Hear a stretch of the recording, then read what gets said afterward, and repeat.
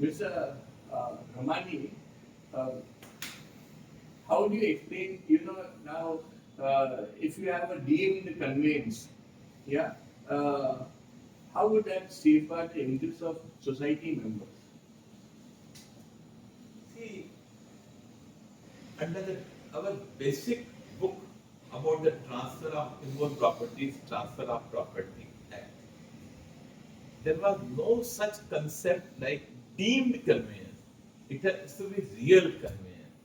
And as per the transfer of property act, any inward property of the value of rupees 100 or more, now 100 rupees, Yeah. it's 1882, so cannot be transferred unless there is a registered conveyance.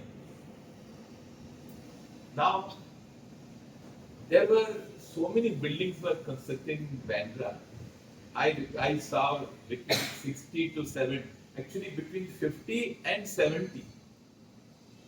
In 1950, Bandra Khar was almost desert, very few, and there was not a single shop on the linking road till 1963. So there were societies were formed, the builders completed the building, construction of buildings. Now, having given the possession of the flats and after forming the society, many builders did not give conveyance to them.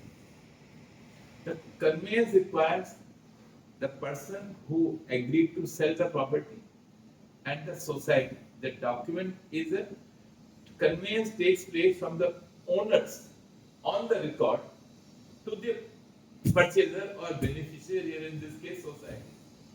Now imagine you had your society had acquired a land in 1950 or 55 from somebody, three brothers were there, they had sold the land to you and they have not completed the procedure of conveyance. Now there are all chances out of three or four brothers, one brother has expired. Possible. 55 to today. Possible in so many years, one or two. In most of the cases, one person is expired. Now, he got married again, or he had children. Some children are abroad, some are gone to Australia, some are gone to America. Now, how do you complete the conveyance? First, you have to file a suit against them. Then, he will tell you that owner, some relative, one of my brothers has expired, his children are abroad, America and Australia. Now you will be contacting them.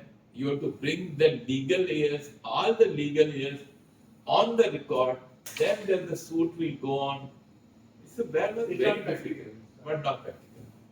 So many, and then what happened? 1991, 25th March 1991, the government gave facility of using transferable development rights on the lands. That's popularly called TDR. Yes. What is TDR? I always take the example of Joggers Park. Yes. Supposing you are owner of Joggers Park, the government wanted to make that area as a garden for the public. Right. So what will happen? The government will acquire the land. They'll give acquisition notice. Then they'll give market value, which will be the minimum possible. That's the tendency was the minimum possible. They will not give market value. And you will, as an owner of the land, you will always like to have more than the market value. Yes. And the tendency is that by that time, then there will be litigation. The owner wants more, government wants to give less, there will be litigation. Litigation will take further 15 years. The market value in 15 years will go up. Yes. There are cases, 20 years, acquisition litigation has gone. So after 15-20 years, the market value has gone up considerably. They say you are issued notice in gazettes. So this was creating lot of problem. In order to help landowner and the government decided, let us initiate the idea of transferable development rights. You are owner of 10,000 square meter of land, which is now known as, say, Joggers Park. So you will get transferable development rights of equivalent area. That was the 1991 DCR. Same area you will get floating FSI. Transferable development rights, you can use, it can float. It can go towards Borivali side, not towards Jhansi. Only towards north. North.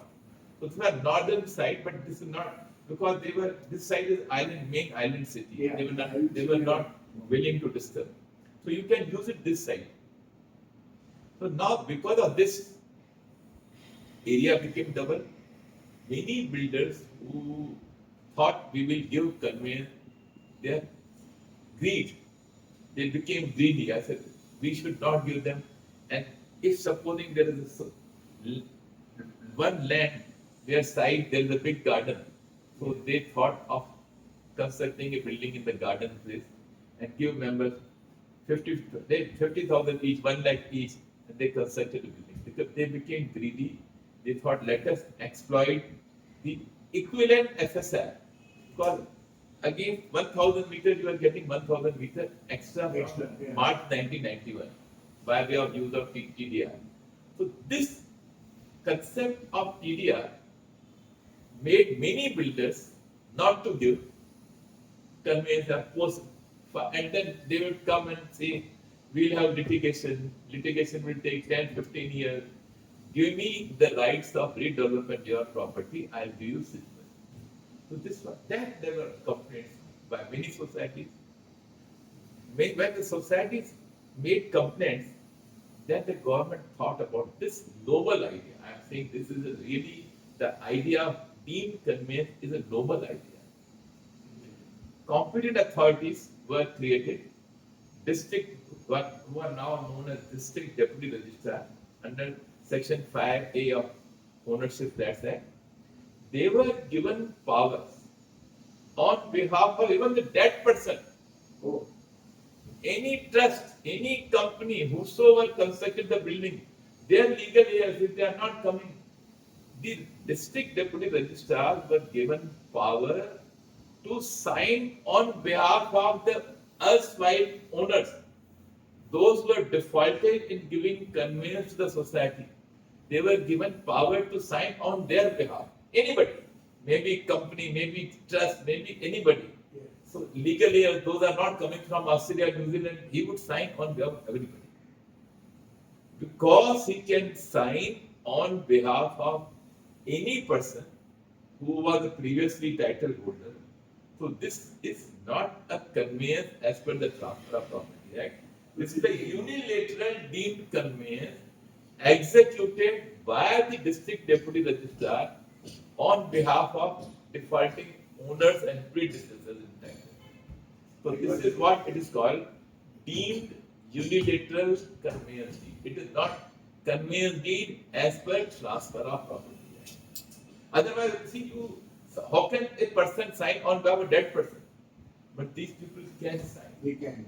They can sign on when the person is in abroad. They can sign. Supersede all that.